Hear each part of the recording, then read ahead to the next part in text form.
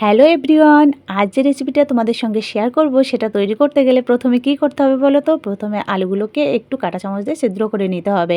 এটা আমার মতে, তোমাদের যেটা যার যেমন ইচ্ছা। আমার মনে হয় যে আলুগুলো যদি ছিদ্র করে নেওয়া হয় তাহলে ওর ভেতর তেল মশলা খুবই ভালোই ঢোকে আর খেতে সত্যি ভালোই লাগে। তো প্রথমে আমি আলুগুলোকে কাঁটা চামচ দিয়ে ছিদ্র করে ডিম আর আলু একসঙ্গে একটু লবণ দিয়ে সেদ্ধ বসিয়ে দিলাম।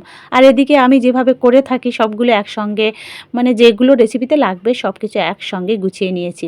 তো দেখো, ধনেপাতা, টমেটো, পেঁয়াজ, রসুন, আলু এগুলো নিয়ে আমি আর সোনা মিলে একটু পোজ দিয়ে নিলাম। পোজ দিতে ভোলা যাবে না, বুঝেছো? যত যাই হোক না কেন, আমার সোনা কিন্তু এই রেসিপি রান্না করতে, যেহেতু ওর খুব খুব প্রিয় একটা রেসিপি, এই জন্য ও আমাকে অনেকটা হেল্প করে দিয়েছিল। প্রায় রসুনগুলো ও বেছেই দিয়েছিল আমায়।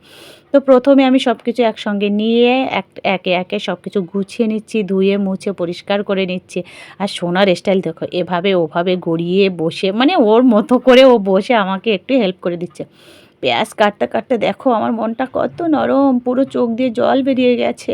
পেঁয়াজের এই কষ্ট আমি সহ্য করতে পারছি না। তো পেঁয়াজ, রসুন, টমেটো, ধনেপাতা, লঙ্কা সব কিছু কেটে কুটিয়ে আমি গুছিয়ে নিয়েছি। তো এবার চলো সবাই মিলে একসঙ্গে যাই, দেখতে থাকি কি রান্না করি, কিভাবে করি। তোমরা কিন্তু সঙ্গে থেকো অবশ্যই অবশ্যই। রেসিপিটা কিন্তু দুর্দান্ত, সত্যি গালে মুখে দিলেই অসাধারণ। তো প্রথমে কড়াইটাকে উনুনে বসিয়ে দিয়ে গরম করে তেল দিয়ে দিলাম। তেলটা গরম হয়ে যাওয়ার সঙ্গে সঙ্গে একে একে ডিমগুলোকে আমি ছেড়ে দিলাম। ডিমগুলোকে দেওয়ার পর একটু হলুদ ছিটিয়ে একটু লবণও দিয়েছিলাম, দিয়ে ডিমগুলোকে ভালো করে ভেজে নিলাম। আমাদের কিন্তু 10টা ডিম রান্না করছে আজ, আমরা 5 জন, তাই এক একজনের 2টো করে। তো সব থেকে দুঃখের বিষয় হলো এই যে সোনার জন্য একটা বড় ডিম দিয়েছিলাম, ও ওই ডিমটা খাবে বলে রেখেছিল, কিন্তু সেই ডিমটা ফেটে গেছিলো। মানে যখন সেদ্ধ করেছি তখন ভালো ছিল, কিন্তু যখন বেছে ওই মানে ভাজতে গেছিলাম তখন এই ডিমটা পুরো ঘেটে ঘা হয়ে গেছিলো। ও ভীষণ খেতে গিয়ে আমি জিজ্ঞেস করেছিল, মা সেই ডিমটা কোথায়, সে বড় ডিমটা, কিন্তু আমি ওকে দিতে পারিনি, ও একটু কষ্ট পেয়েছিলো। আর কি করা, যখন হয়েই গেছে। তো প্রথমে ডিমগুলোকে ভালো করে ভেজে নিয়ে তুলে ওই তেলেই আমি কি করলাম, একটু রসুন দিয়ে দিলাম। রসুনটা যেই বাদামি মানে ভাজা হয়ে গেল, সঙ্গে সঙ্গে পেঁয়াজ দিলাম। পেঁয়াজটা ভালো করে ভেজে নিয়ে একে একে টমেটো কুচি, লঙ্কা কুচি, আদা বাটা, জিরে বাটা, তেজপাতা, ধনের গুঁড়ো, গোলমরিচ গুঁড়ো এই সমস্ত দিয়ে, সঙ্গে মিট মশলা দিয়ে একটু লবণ হলুদ দিয়ে আমি নেড়ে চেড়ে ঢাকনা চাপা দিয়ে দিলাম। ঢাকনা চাপা দেওয়ার পর ঢাকনাটা তুলে আমি আবারও একটু নেড়ে চেড়ে সেখানে আমি ভেজে রাখা ডিম এবং সেদ্ধ করা আলুটা দিয়ে একটু লবণ হলুদ দিয়ে আমি ভালো করে নেড়ে চেড়ে আবারও ঢাকনা চাপা দিয়ে কিছুক্ষণের জন্য রেখে দিলাম।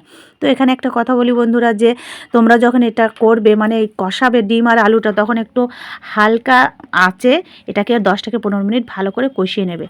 তারপর গরম জল ঢেলে দেবে। গরম জল দেওয়ার পর সেখানে একটু লবণ হলুদ দিয়ে নেড়ে চেড়ে ঢাকনা চাপা দেবে। তোমরা একটু চিনি দিতে পারো, আমি চিনি দিয়েছি, তো তোমরা আবার চিনিটা স্কিপও করে যেতে পারো।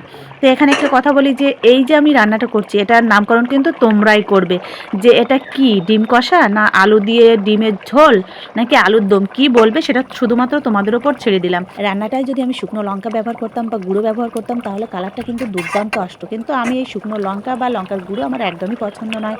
আর যেহেতু আমার সোনা খাবে, এই জন্য আমি সেগুলো স্কিপ করে আমি শুধুমাত্র কাঁচা লঙ্কা দিয়েই রান্না করেছি। তো এতে আমি টমেটো সস এবং গরম মশলা দিয়ে কিছুক্ষণ নেড়ে চেড়ে ধনেপাতাটা দিয়েই আমি কিন্তু এই তরকারিটা নামিয়ে নেব। তো বন্ধুরা, কেমন হয়েছে অবশ্যই জানাবে। আর আমি কিন্তু আজ রিভিউ দেবো না, রিভিউটা দেবে আমার সোনা। তো সঙ্গে থাকো, দেখতে থাকো কেমন হয়, আমার সোনা কেমন মানে রিভিউ দেয়। অবশ্যই সঙ্গে থেকো। টাটা। হ্যালো ফ্রেন্ডস, আজ আমি নই, আমার সোনা, কারণ যতই মাল মশলা দেই না কেন এই তরকারিটা ওর ভীষণ প্রিয়। এই ডিম দিয়ে আলুর দম যাই বলো, বা ডিম কষা আলুর দম যেটাই বলো, এটা ওর খুব প্রিয়। দেখো আমার আজ দেওয়া লাগছে না, ও একা একাই নিচ্ছে। দেখো, হ্যাঁ শোনা, এবার খেয়ে দেখো তো, সবাইকে বলো কেমন হয়েছে। ঢেকে রাখো তরকারিটা। হ্যাঁ, এবার ফোকাস। এই যে তোমরা আবার ভেবো না ওটা কিন্তু আলু, ওই দেখো সোনা টিফিন নিচ্ছে।